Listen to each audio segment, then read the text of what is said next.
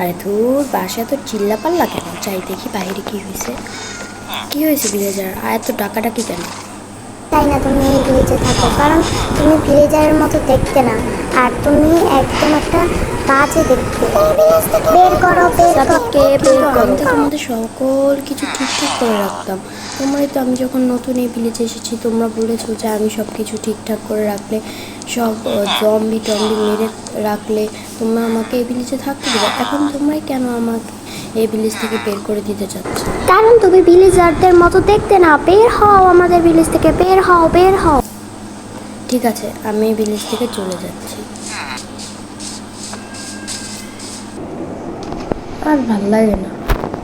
যাক, এখানকার জীবনটাও অনেক ভালো, একেবারে মুক্ত পরিবেশে আমি থাকবো, কোনো সমস্যা নেই।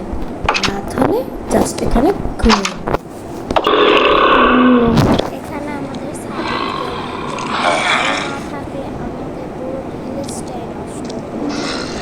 এখন আমাদের কোনো কিছু আর করা যাবে না। সাবিককে কাল সকালে আমরা যে করেই হোক সাবিককে খুঁজে আনতে হবে এই ভিলেজে।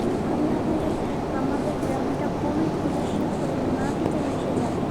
যত দ্রুত সম্ভব সাবিককে খুঁজে আনতে হবে।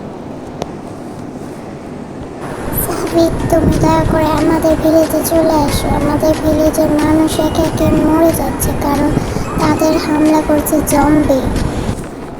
কিন্তু তোমরা তো আমার সাথে অনেক খারাপ ব্যবহার করেছো, সেই ভিলেজে আর আমি কখনো ফিরে তাকাবো না আর যাবো না।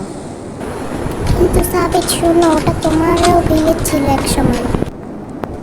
তুমি যদি ভিলেজে না আসো ভাববো তুমি একজন ডেভিল, তুমি শয়তান। কিন্তু আমি আর কোনো দয়া করব না, কারণ তোমরা আমাদের সাথে অনেক খারাপ ব্যবহার করেছো, যেটা আমি মেনে নিতে পারবো না।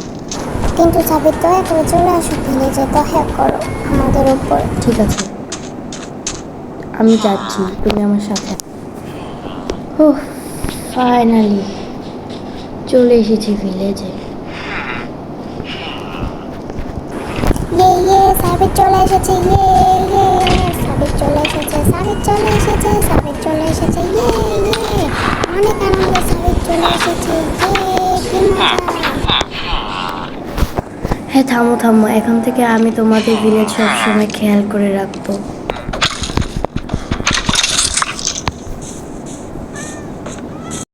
তো এভাবেই ভিলেজাররা তাদের ভুল বুঝেছে এবং তারপর আমাকে ডেকে নিয়ে এসেছে, এবং এখন থেকে আমি এই ভিলেজে আবারও থাকবো। তো ভিডিও ভালো লাগলে লাইক অ্যান্ড সাবস্ক্রাইব।